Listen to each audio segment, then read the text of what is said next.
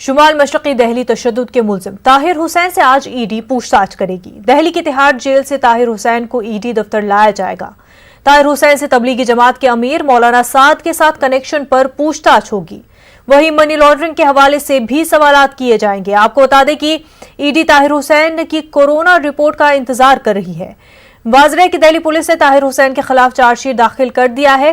Chargesheet में कहा गया है कि ताहिर हुसैन के साथ मुतादिद लोगों ने दिल्ली में दंगे करवाने के लिए एक मुनज़्ज़म साजिश की।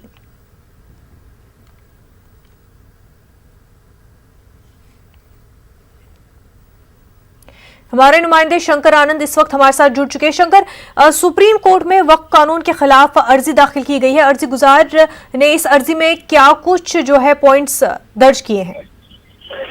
देखिए, इस मामले में जो वकील हैं विष्णु शंकर जैन, उन्होंने एक याचिका दायर किया गया है और उन्होंने कहा कि इस मामले में कि आंध्र प्रदेश हाईकोर्ट के पुराने मामले का हवाला देते हुए कहा कि भारत में रेलवे डिफेंस के पास उसके बाद सबसे ज्यादा जमीन वक्फ बोर्ड के पास है। लिहाजा वक्फ एक्ट 1995 के प्रावधानों को सुप्रीम कोर्ट में चुनौती दी गई है और याचिका में कहा गया है कि एक्ट में वक्फ बोर्ड को किसी भी संपत्ति को वक्फ प्रॉपर्टी के रूप में दर्ज करने का असीमित अधिकार है, जबकि हिंदू और पब्लिक गैर मुस्लिमों को अपनी संपत्तियों को वक्फ लिस्ट में शामिल करने के बचाने के लिए कोई प्रावधान नहीं है। इस मामले में याचिका में यह भी कहा गया है कि तकरीबन 60,000 प्रॉपर्टी को प्रॉपर्टी घोषित किया गया है, जबकि 8 लाख एकड़ की जमीन जो है वो वक्फ बोर्ड के कब्जे में है। लिहाजा इस मामले पर कार्रवाई होनी चाहिए, इस मामले पर सुनवाई होनी चाहिए।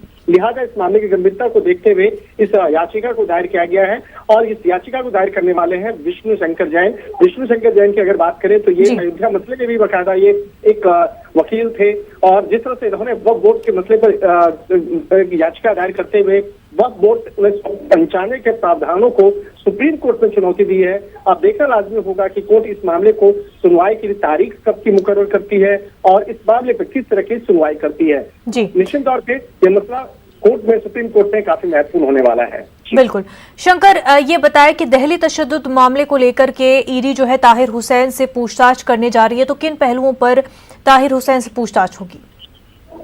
देखिए, ताहिर हुसैन इस वक्त में तिहाड़ जेल में है, लेकिन पिछले 2 दिन पहले केंद्रीय जांच एजेंसी ईडी को इस मामले से अनुमति मिली थी कि वो तिहाड़ से अपनी कस्टडी में लेकर ताहिर हुसैन से पूछताछ कर सकती है। लिहाजा इस मामले में जब तिहाड़ जेल प्रशासन से बातचीत की गई तो इसके बाद उसका कोरोना टेस्ट करवाया गया है। कोरोना वायरस से संक्रमित टेस्ट होने के बाद अब उसकी रिपोर्ट का इंतजार किया जा रहा है और संभवतः आज जब इस मामले पर रिपोर्ट आ जाएगी उसके बाद उसी रिपोर्ट जब अगर उसका नेगेटिव रिपोर्ट आता है तब उसे ले जाकर ईडी अपने दफ्तर में ले जाकर पूछताछ करेगी और जिसमें कि जब सबसे महत्वपूर्ण मसला है वो है दिल्ली दंगा और तबलीगी जमात के साथ जुड़े हुए उसके कनेक्शन के मामले में ईडी विस्तार से पूछताछ करेगी। हालांकि अगर इस मामले में अगर रिपोर्ट अगर पॉजिटिव आता है तो निश्चित तौर पे उसे ईडी ले जाने से इनकार करेगी, उसे तिहाड़ जेल में रखने का आदेश दिया जाएगा।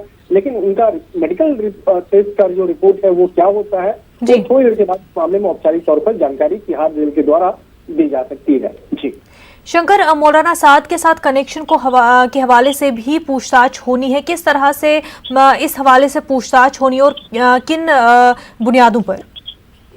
देखिए, जिस वक्त में दिल्ली दंगा हुआ था उसके बाद जब इस मामले में शुरुआती तौर पर जानकारी दिल्ली पुलिस के क्राइम ब्रांच को लगी थी कि मौलाना साद का जो कनेक्शन है कई लोगों के साथ में, कई हवाला कारोबारियों के साथ में है और इसके साथ ही वो कई जो राजनीतिक हस्तियों से भी जुड़े हुए इसके मामले हैं। तो लिहाजा इस मामले की जानकारी केंद्रीय जांच एजेंसी ईडी को भी दी गई थी और उसके बाद ईडी ने इस मामले पर मनी लॉन्ड्रिंग एक्ट यानी कि पीएमएल एक्ट के तहत मामला दर्ज किया था और उसके बाद इस मामले की तफ्तीश कर रही है। अगर ईडी की बात करें तो ईडी दिल्ली दंगा से जुड़े मामले की जांच कर रही है और जबकि तबलीगी जमात से भी जुड़े मसले पर जांच कर रही है। लिहाजा इन दोनों केस में ताहिर हुसैन का नाम है, ताहिर हुसैन से भूमिका है।